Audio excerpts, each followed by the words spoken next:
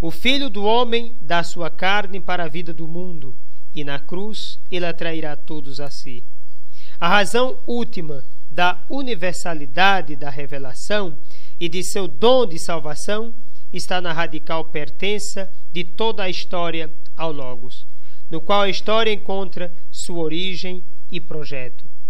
O que Deus faz é enviar o Filho para que o mundo inteiro seja salvo por ele, para que todos encontrem no Filho, através do Filho, o caminho de volta para casa. Cada criatura, cada pessoa é obra das mãos de Deus e, portanto, necessita de sua graça, do seu amor e do seu poder. Um último aspecto nos deixa perceber as afirmações de João como abertura à esperança. Embora a história real possa aparecer por demais obscura, contraditória, irracional, na verdade a razão de tudo que é e vem a ser é divina e, portanto, luminosa. A presença do Logos, luz e vida, acompanha tudo o que vem à existência. Mas não é esta toda a mensagem do prólogo. A história encontra sua luz em Deus, não em si mesma. O caminho da esperança se encontra não na autonomia, mas na dependência de Deus. Heteronomia, a imagem do Logos, que desde sempre está junto do Pai em atitude de acolhimento. A história encontra sua razão referindo-se a Deus e perde toda a razão quando se afasta dele. E quando perde a razão, a loucura toma conta. E aqui nós nos encontramos diante de um mundo que está cada vez mais perdido em suas ilusões. Um mundo cada vez mais louco, fora do seu senso. Um mundo que desprezou a lei de Deus, que faz votos à violência, à prostituição, à desgraça para o ser humano, à destruição de sua dignidade, de todo o seu ser. O mundo está em trevas. Precisamos revelar Jesus Cristo ao mundo. Mas ele pode fazer, sim, ele pode. Mas ele precisa de mim e de você. Ou melhor, ele quis precisar de mim e de você para levarmos essa luz, porque o mundo carece e está na UTI, precisando urgentemente do antídoto da salvação. Do versículo 6 a 8, nós nos deparamos com o testemunho do Batista. Como já dissemos, parece que os versículos de 6 a 8 quebram o desenvolvimento do tema trevas-luz, que é retomado no versículo 9. Por este e outros motivos, é razoável supor que se trata de uma interpolação anterior. Mas fica a seguinte pergunta: por que estes versículos foram introduzidos exatamente aqui? Devemos explicar o texto atual de João e, portanto, procurar o porquê da inserção do Batista nesse lugar. A inserção desse versículo, pensamos, pode-se compreender como uma pausa intencional, uma explicação indispensável para esclarecer de que revelação se está falando. João quer dizer que a manifestação do Logos, da qual está falando, aconteceu no Jesus histórico. O Batista é apresentado como uma figura que os leitores conhecem. Diferentemente dos sinóticos, já não contém elementos biográficos sobre ele. A única coisa que interessa é seu testemunho a respeito de Jesus. De fato, ao passo que nos sinóticos João Batista é o precursor, aqui sua função se limita à de testemunha. E seu testemunho é possível e válido porque ele é enviado por Deus. O versículo 8 precisa que João não era luz. Parece, portanto, que alguns lhe atribuíram esta posição, que na realidade diz respeito a Jesus.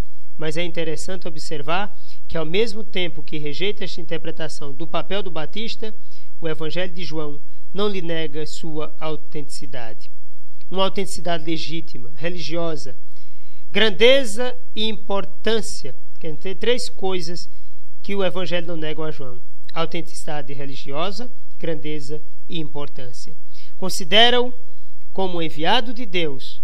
Se existe polêmica nestes versículos, ela é cautelosa e não nega as afinidades que ligam Jesus ao Batista. No versículo 9, o texto oferece uns problemas. Vindo ao mundo se refere aos homens ou ao verbo. Preferimos a segunda alternativa. A mesma expressão ocorre diversas vezes em João, sempre relativa a Jesus. Mas seja qual for a discussão sobre este texto, clara é a afirmação de uma revelação universal. João, a diferença da gnose, não conhece categorias de pessoas excluídas da revelação. Jesus Cristo é a luz verdadeira. O adjetivo indica a autenticidade e plenitude, a genuidade. Aplica-se às realidades que realizam plenamente o que seu nome exprime. Em João, o vocábulo supõe sempre alguma oposição implícita ou explícita. No capítulo 6, versículo 32, o pão verdadeiro em oposição ao maná, a verdadeira videira em oposição a Israel. No capítulo 10, o pastor verdadeiro em oposição aos líderes de Israel. Aqui a oposição é em relação ao Batista, mas pode se referir também às outras luzes em geral. O judaísmo ou outras propostas religiosas que não são a luz verdadeira, mas no melhor dos casos, apenas sua preparação. Este é justamente o caso do Batista. O termo mundo indica geralmente alguns casos de outro enfoque à parte, o conjunto dos seres com uma referência particular aos seres humanos. Sempre conota uma dimensão histórica. O Logos se tornou carne. O versículo 14 exprime o fato central no qual é preciso crer para ter a salvação. Pela primeira vez, depois do versículo 1, reaparece explicitamente o termo Logos.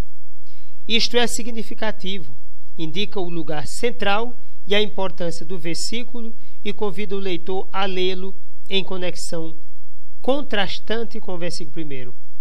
João chama nossa atenção para um contraste, uma distância que vem sendo separada pela encarnação do Filho de Deus. Porque no primeiro versículo nós dizemos o verbo estava voltado para Deus e o verbo era Deus. E agora diz que o verbo se fez carne, está no meio de nós. No versículo 1 afirma-se que o Logos existia, numa existência plena e divina, sem início ou mudança. Aqui, o Logos torna-se algo, assume uma existência histórica, em devir, carregada de fraqueza e impermanência. Lá o Logos estava junto de Deus, aqui no meio de nós.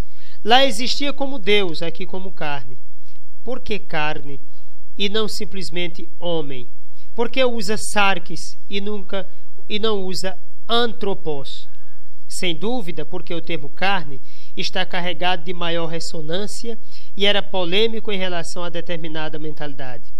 Seríamos tentados a traduzir e o verbo se tornou história, se com isso não corrêssemos um grande risco.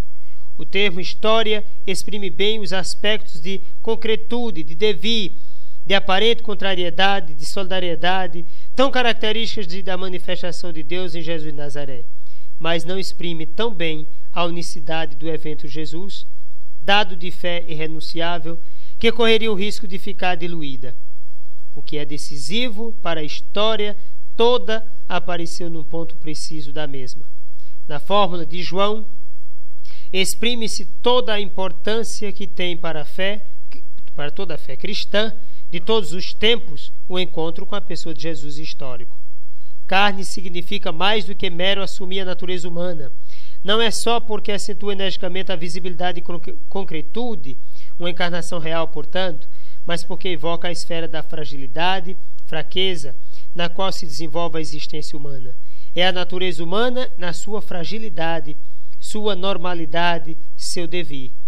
João insiste neste aspecto da verdadeira humanidade de Jesus. Apresenta-o cansado e acomodado, chorando, perturbado, e no discurso eucarístico insiste em termos carne e sangue. O que nós podemos unir no caso da mesa, do banquete eucarístico. Carne assumida, carne glorificada, carne dada como alimento de vida eterna. Carne também evoca toda a distância entre o homem e Deus, que em Jesus é superada. No Antigo Testamento, carne é entendida como fraqueza em oposição à palavra de Deus, que é força. Para perceber a ressonância bíblica presente na afirmação de João, compare-se o versículo 14, a palavra se fez carne, com Isaías 40, de 6 a 8, que diz assim: toda a carne é como a grama seca, a flor fenece, mas a palavra de Deus permanece sempre. Carne, enfim, significa solidariedade do homem com a história e com todos os seres. Escreve von Balthasar: carne é o homem concreto, cuja presença e aspecto são constituídos pela forma corpórea individual. Certamente o homem carne é permeado por uma alma que tem sua origem no sopro de Deus e que o distingue das plantas e dos animais. Mas não obstante, para a Bíblia, é tão carne quanto os seus companheiros na criação. Carne significa ser gerado, crescer, ter de alimentar-se, morrer. Carne significa estar inserido numa genealogia que caracteriza e determina a pessoa misteriosamente. Por isso, 2 evangelhos começam relatando a genealogia de Jesus. Nenhum ser carnal tem origem autônoma. Todos crescem no interior de uma comunidade que existe desde muito e possui em uma tradição que os educa. Nosso discurso, as nossas palavras, os nossos conselhos, as nossas ações, elas só vão produzir efeito quando nós tivermos coragem de assumir a realidade do outro. Sem assumir a realidade do outro, não há redenção para ele. Foi o que Cristo fez. O Verbo assumiu a nossa história, a nossa condição, para nos redimir, para nos dar uma vida nova, para fazer valer em nós a graça e o amor de Deus, para nos conquistar para a casa do Pai, mas não impondo, não nos matando, mas fazendo-os viver. Eu vim para que todos tenham vida, dando-nos o sentido legítimo da liberdade, porque sem uma tomada de decisão consciente, jamais conquistaremos o reino dos céus. Primeiro, o dom de Deus. Segundo, a nossa resposta. Entrando na história e assumindo-a, o Logos não cessou de ser Logos, como assegura a segunda parte do versículo 14, e vimos a sua glória. Mas a revelação nos chega em forma velada, opaca, como é a história, não numa trajetória que passa ao lado da história e na qual o divino se deixa contemplar diretamente. Em Cristo, a glória de Deus é como escondida, só os que creem a discernem. A finalidade da encarnação é expressa com uma frase tipicamente bíblica: ele pôs sua morada, sua tenda no meio de nós. No meio de nós, o mundo, os que creem. No meio de nós, o mundo, os que creem. Talvez caiba melhor o sentido geral na nossa história. A expressão estabelecer a tenda designa o modo da presença de Javé, evocando as origens. Os profetas usaram a expressão no sentido escatológico para indicar a futura e definitiva presença de Deus. Nós vimos a sua glória. Continua o prólogo. E com isto indica-se a leitura da trajetória de Jesus que a fé soube realizar. O que significa ver? Quais são as suas condições? Antes de tudo, ver. É possível no interior de um nós, como exprime a fórmula no plural. É um ver comunitário. João sabe muito bem, como dissemos na introdução, que a história de Jesus foi compreendida e continua a ser compreendida somente numa comunidade que crê. Ver não indica a contemplação intelectual mística de tipo platônico, nem a contemplação através da ascese e da fuga do mundo, de tipo gnóstico, mas um ver histórico, um ver aquilo que acontece. Mas não só isso. Ver é também penetrar, e além da realidade fenomênica, aquilo que aparece, e perceber a realidade profunda que a carne esconde, isto é, a presença da glória no Jesus histórico.